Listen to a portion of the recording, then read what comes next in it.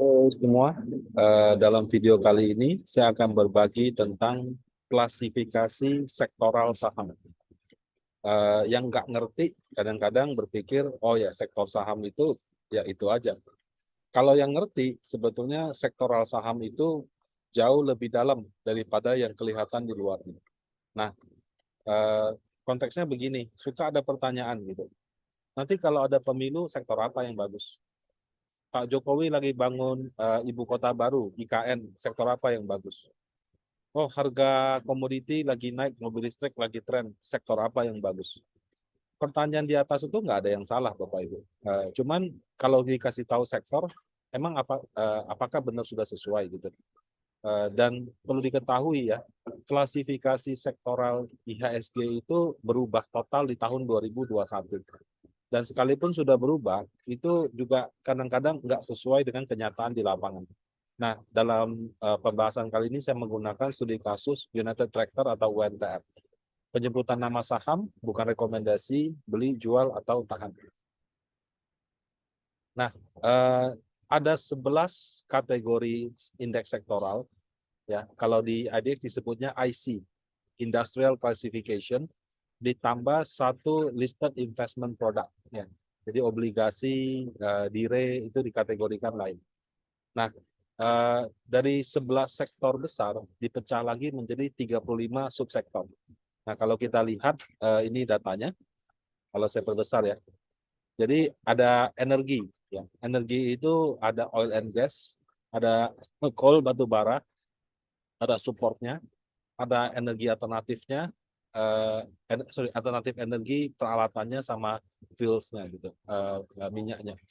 Kemudian ada industri dasar, ya basic industry, ada chemical, construction, container, metal, forestry gitu. Kemudian ada industrial, ya industrial itu ada yang aerospace, building products and pictures, ya ini mungkin alat bangunan gitu ya.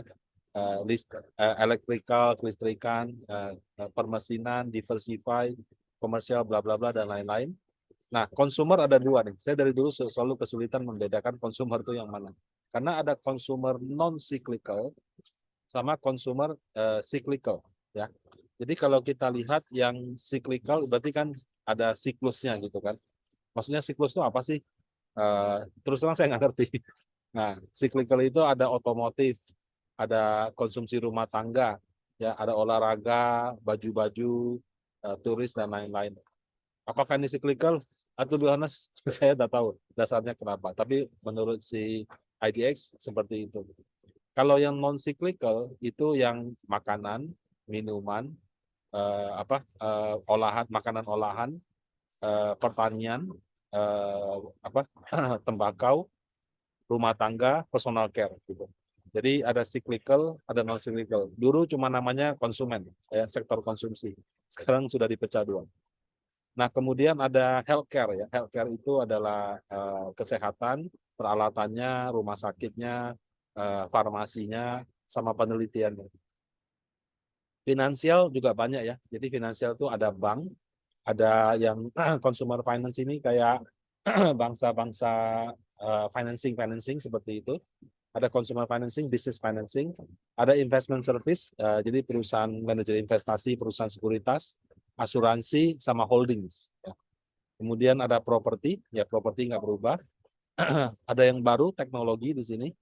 Ya, teknologi, teknologi juga macam-macam Bapak Ibu. Ada teknologi yang aplikasi, ya, mungkin Bukalapak, Goto, Blibli gitu ya. Ada teknologi yang IT service nama consulting, software, networking, hardware, electronic equipment gitu. Nah, menurut saya antara online sama yang lainnya itu kadang-kadang bisa berbeda jauh sekali. Karena kita persepsinya teknologi itu pasti yang online, enggak juga. Kamu jualan barang komputer, jualan software itu juga dianggap teknologi. Nah, ada infrastruktur ya. Infrastruktur itu ada yang transportasi, ada yang alat berat, telekomunikasi, wireless ya, elektrik, gas dan water utilities. Ya. Nah, jadi kalau gas mungkin kayak Pegas di sini.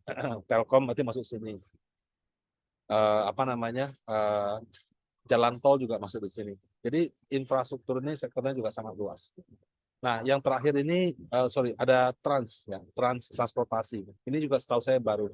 Jadi pesawat, jasa transportasi online, Bluebird mungkin juga masuk di sini. Nah, kalau yang ini yang tadi saya katakan, ini untuk yang produk-produk lainnya, listed investment product. Nah, jadi ada sektor 11 sektor besar dan 35 subsektor. Cuma yang ada indeksnya cuman yang subsektor besarnya. Kalau subsektornya tidak ada. Nah, banyak perubahan terus terang ya. Dulu ada namanya indeks sektor batu bara. Sekarang batu bara, migas itu dijadiin satu di IDX energi gitu. Dan data sektoral batu bara sudah nggak ada lagi. Nah, apakah perubahan ini mempengaruhi reksadana? Setahu saya tidak gitu ya, karena eh, mungkin tidak ada ya, pengetahuan saya tidak ada reksadana indeks atau ETF indeks yang sektoral. Biasanya menggunakan indeks yang umum. Umum itu misalnya kalau kayak di Panin Asset Management, itu ada 2 reksadana indeks, yaitu IDX 30 sama Serika Hati. Nah, ini tidak sektoral tertentu, jadi sebagian besar sektoral tercover. Mungkin semua tercover di situ ya. Nah, kalaupun ada yang memakai yang lain, itu biasanya juga seperti ini, seperti LQ45, kemudian indeks MSCI dan segala macam. Tapi pemakaian indeks itu umumnya tidak berfokus pada sektoral, tapi kepada market cap dan likuiditasnya. Karena kalau kita menggunakan indeks yang sifatnya sedikit gitu ya, sedikit likuiditasnya, market cap-nya kecil-kecil, susah juga kalau mau transaksi karena harganya akan tidak liquid seperti itu. Nah, yang jadi pertanyaan, apakah klasifikasi indeksnya sudah menggambarkan suatu perusahaan? Ya. Menurut saya, it depends, ya, sangat tergantung kepada bisnis perusahaan, komitmen manajemen, dan lain-lain. Ada perusahaan yang fokus cuma satu saja. Saya pernah bertemu dengan beberapa owner ya. Ada owner yang bilang sama saya, pokoknya selama saya masih hidup, bisnis perusahaan adalah tetap di bidang misalnya susu. Saya di susu aja. Nggak akan keluar-keluar yang aneh-aneh gitu. Nah, ada juga yang karena mungkin skala bisnisnya saking besarnya, uangnya saking banyaknya, mereka mulai merambah sektor-sektor lain yang tadinya masih berkaitan, tapi ada juga yang sampai kemana-mana gitu. Nah, biasanya kalau yang sudah merambah ke bisnis yang tidak berkaitan sama sekali, nggak semua sih, tapi ada beberapa yang kejeblos gitu. Ya, jadi memang penting untuk fokus pada apa yang menjadi core kompetensinya, kecuali ya memang sudah market share-nya sudah dia kuasai semua lah. Tapi kalau di Indonesia menurut saya sangat sulit. Perusahaan-perusahaan tidak TBK yang menguasai market share besar banyak juga di Indonesia, Bapak Ibu. Nah, untuk perusahaan-perusahaan yang melakukan diversifikasi ke bisnis yang lain, ya kadang-kadang pendapatan sampingannya itu nggak kalah sama pendapatan utamanya. Nah, saya pakai contoh ya, United Tractor. Kalau kita ambil di RTI, sektor besarnya industrial, subsektornya industrial goods gitu. Nah, ini kayaknya masih versi yang lama. Kenapa? Industrialnya benar, tapi industrial goods itu tidak ada di dalam subsektor. Jadi kelihatannya RTI belum mengupdate subsektor yang baru berdasarkan data bursa.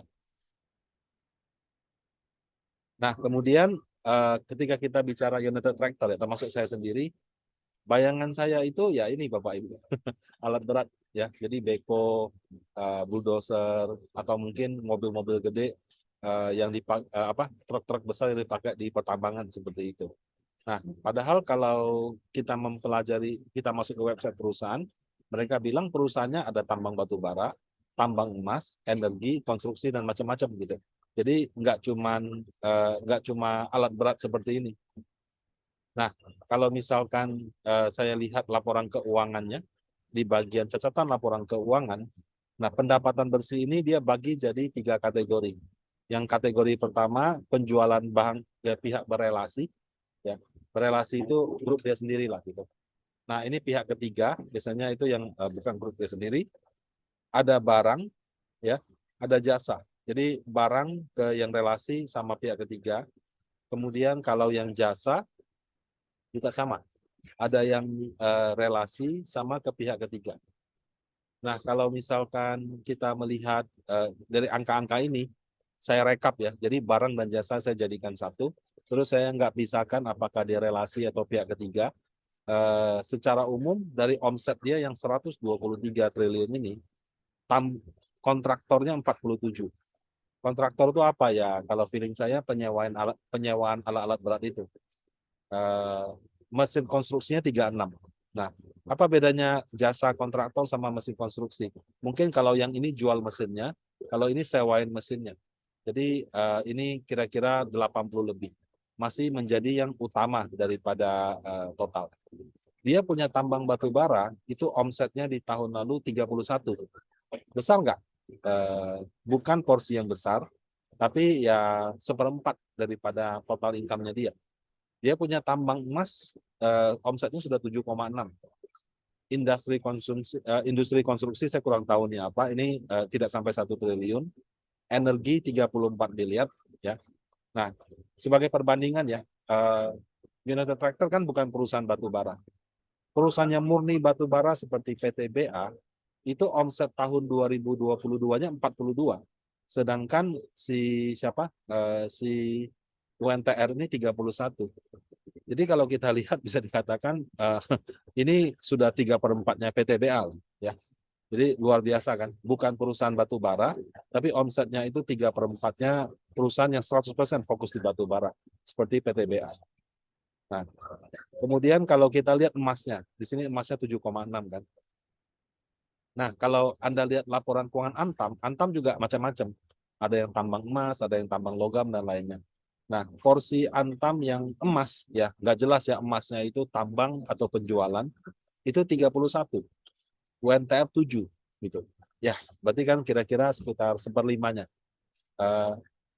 Ya, tapi kalau kita bandingkan sama MDKA, ya, MDKA itu singkatannya Merdeka, Koper, dan Gold. Jadi ada koper, ada gold. Koper itu kalau nggak salah tembaga. Nah, di 9 bulan 2022, karena pada saat saya buat konten ini belum keluar laporan keuangan full, itu 9,5. 9,5 kalau saya anggap 12 bulan, berarti bangsa sekitar 12. Nah, nggak jelas nih, dari angka ini yang emasnya berapa, tembaganya berapa gitu. Tapi UNTR itu sudah 7 dari, anggaplah ini nanti 12. Ya. Jadi bisa dikatakan omsetnya emasnya si UNTR yang murni jualan, murni nambang emas itu bahkan mungkin tidak kalah sama Antam. Karena Antam bisa aja dia tuh tidak cuma tambang, tapi dia juga jual beli emas. Ya. Kalau MDKA ini yang benar-benar tambang emas juga mungkin sudah 70-80%-nya seperti itu. Nah, jadi kalau kita lihat data di atas, apakah menurut Anda UNTR ini industri atau dia tambang, ya, atau dia energi? Udah nggak jelas. Jadi ketika kita mau mengatakan sektor ini bagus, sektor apa dulu nih? Dia punya pertambangan, dia punya energi, dia juga punya industrial. Padahal kategorinya hanya satu, bisnisnya ada 3 gitu. Nah, jadi kadang-kadang kalau kita hanya menguliti luarnya tanpa mempelajari isi dalamnya, ya bisa saja Anda kejeblos-jeblos seperti itu. Nah, jadi untuk itu kalau kita ingin mempelajari pengaruh terhadap suatu kejadian terhadap suatu perusahaan, itu sebaiknya tidak melihat sektoral. Ya, kecuali memang sudah dinyatakan ini perusahaan fokus hanya pada bidang itu. Percayalah Bapak Ibu, di Indonesia itu perusahaan-perusahaan yang diversify juga banyak, apalagi kalau yang sudah konglomerasi besar gitu. Ya, yang benar-benar fokus ada betul. Nah, contoh kayak seperti Grup Panin. Grup Panin itu hanya fokus di keuangan. Ya, ada sekuritasnya, ada manajer investasinya, ada banknya, ada bank syariahnya, ada leasingnya, ya, sama ada asuransinya. Tapi kalau di luar tuh nggak ada. Cuman masing-masing perusahaan itu hanya mengerjakan apa yang menjadi fokusnya, tapi tidak ditumpuk di satu perusahaan. Nah, itu contoh grup yang fokus. Apakah akan terus-menerus begitu? I don't know, ya. Namanya kan orang bisa berubah. Tapi saat ini dari dulu sampai saat ini seperti itu.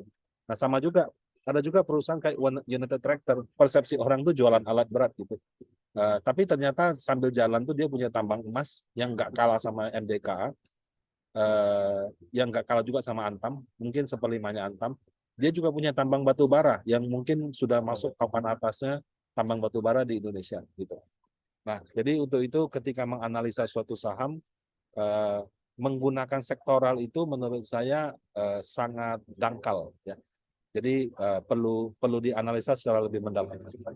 Nah, semua penyebutan nama saham di sini bukanlah rekomendasi beli, jual atau tahan. Demikian, semoga bermanfaat. Terima kasih.